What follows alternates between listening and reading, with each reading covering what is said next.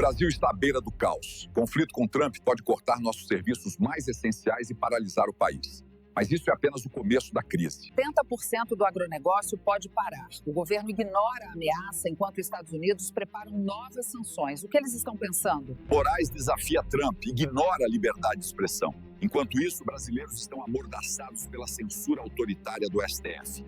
A situação é crítica. A qualquer momento, tarifas podem disparar ainda mais. Nosso futuro está em jogo e o governo continua brincando com fogo. Vamos expor cada detalhe agora nessa notícia. No final, você vai entender como esse jogo perigoso pode mudar o seu e o meu futuro. Vamos acompanhar.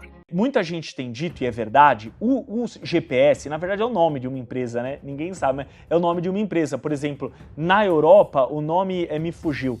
Mas tem até um nome engraçado, agora me fugiu o nome. Mas, enfim, é ela que é detentora do GPS. Se os Estados Unidos falar, então peraí, tira o GPS lá do Brasil.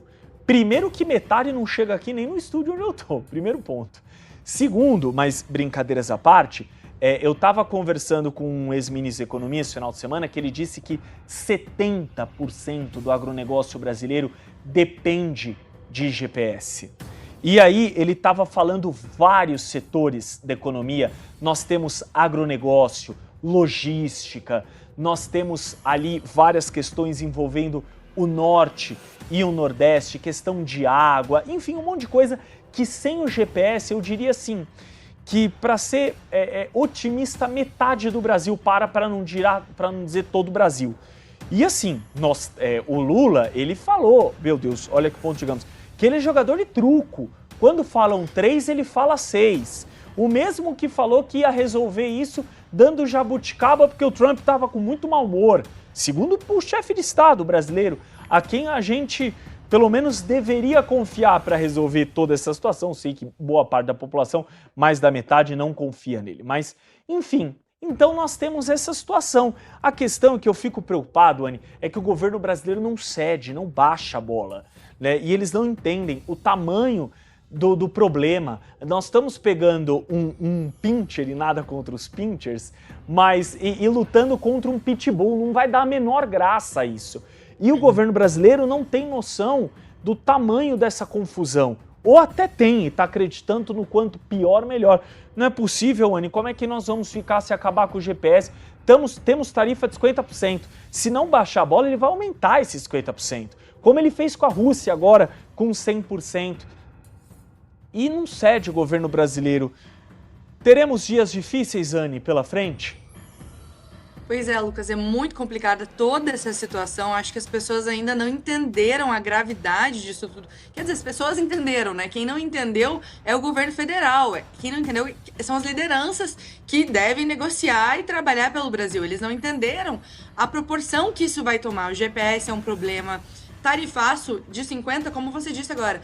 50 é só o início. O Trump deixou claro desde a primeira carta, essa tarifa pode mudar para mais ou para menos, a depender da postura do governo federal. E aí a postura é justamente o oposto, porque não é só o Lula que joga truco, não.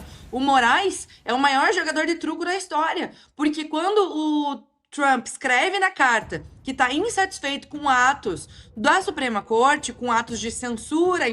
Eu sempre vou falar sobre isso aqui porque eu acho que é uma das coisas mais importantes que tem acontecido há muito tempo e que agora está refletindo nisso.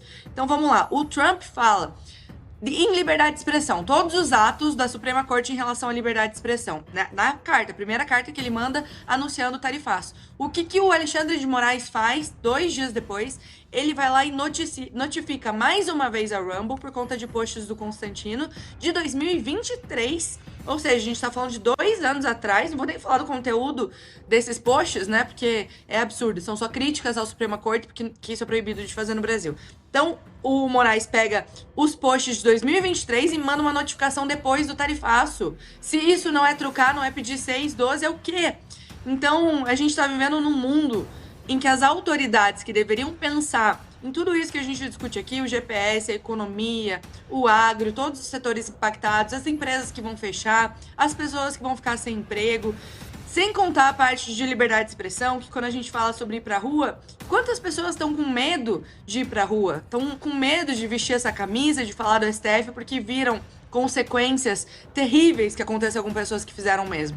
Então é essa Suprema Corte que, quando acontece uma sanção, ao invés de se recuar e falar, não, realmente, talvez eu esteja passando dos meus limites. Não, eles vão lá e levantam ainda mais. Eles provocam ainda mais o Trump, eles se aparelham ainda mais, escancaram cada vez mais que eles fazem parte de uma mesma equipe trabalhando por um mesmo objetivo. E aí vem, sim, Lucas, tempos sombrios. São tempos sombrios que a gente vive pela liberdade de expressão, pela parte econômica, que são pilares de uma democracia e de um país próspero. É a liberdade de expressão e a economia que estão sendo aterradas de uma vez, de um passinho de cada vez, mas não é mais um passinho de cada vez. Agora realmente estão jogando uma pá gigante e sem vergonha de dizer que estão fazendo isso. Mas para encerrar o meu comentário, também eu quero falar sobre o vídeo do Gustavo Gayer, né? Para não só trazer esse tom de pessimismo e de que as coisas estão perdidas. Porque eu gostei muito desse vídeo do Gayer, porque mostra que a gente não pode desistir. Eles fazem isso no nosso país, mas o país é nosso, no fim das contas. O país é daquela senhorinha que levanta a placa falando que ela não desiste. E é isso que a gente tem que continuar fazendo. Nós aqui, que temos essa habilidade de comunicação, né, essa oportunidade de poder comunicar as nossas pautas, mas também o pessoal da audiência que concorda com o que a gente defende, que acredita realmente no Brasil, acredita no potencial gigantesco que a gente tem e não concorda com os atos das autoridades que estão afundando o nosso Brasil. Também é nossa responsabilidade e de vocês da audiência levarem essa mensagem, irem para a rua quando convocados, criticarem as autoridades, votarem em pessoas que os representam no ano que vem. São eleições em que a gente vai votar, salvo engano, em 6 nomes. São 2 senadores, o presidente da República, um deputado federal e um deputado estadual. 5 nomes, né? Se eu não estou esquecendo de ninguém. Governador, presidente, deputado federal e estadual. Não, 6. Nas minhas contas, agora eu fiz certo. 6 nomes, são 6 pessoas que vocês vão votar para representá-los no ano que vem não, nos próximos 4 anos e no caso do senador, nos próximos 8 anos. Então façam a parte de vocês, elejam parlamentares que os representem de fato, comprometidos com princípios e valores, não só aqueles que vão surfar as ondas, né? Que vão parecer muitos agora surfando as ondas que estão em alta. Vai ser uma eleição extremamente polarizada e dividida entre esses dois lados, mas as pessoas de direita também vai ter vários surfadores aí de ondas que vão surgir de última hora. Então vejam de fato quem vocês vão votar e participem ativamente desse momento democrático, levando não só o voto de vocês, como impactando as pessoas por perto, porque isso realmente faz a diferença. São essas as autoridades que estão decidindo, por exemplo, no caso do Senado, em que a gente elege 2 por estado, isso é muito grande, porque só tem 3 por estado.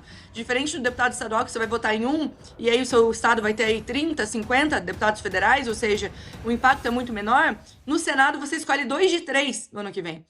E são esses senadores que vão estar discutindo, por exemplo, pauta de impeachment de ministro do STF. Já temos isso pautado no Senado, mas não avança, porque não tem número de senador suficiente que embarque, que não tem medo de se colocar contra o judiciário, de dizer, hoje a gente precisa sim pautar o impeachment do ministro Alexandre de Moraes e vários outros. São inúmeros que deveriam sofrer esse processo. Então, voltando aí no vídeo do Gayer, não desistam do nosso país, ajudem em todas as maneiras possíveis, mas principalmente em eleição. Elejam aqueles que os representam e que tenham valores e princípios comprometidos com o nosso país. E agora que você viu até onde isso pode chegar, é a sua vez de agir. Deixe o like, inscreva-se no canal e ative as notificações, porque a próxima bomba pode estourar a qualquer momento. Mas me diga nos comentários, de que lado da história você vai estar quando a verdade vier à tona?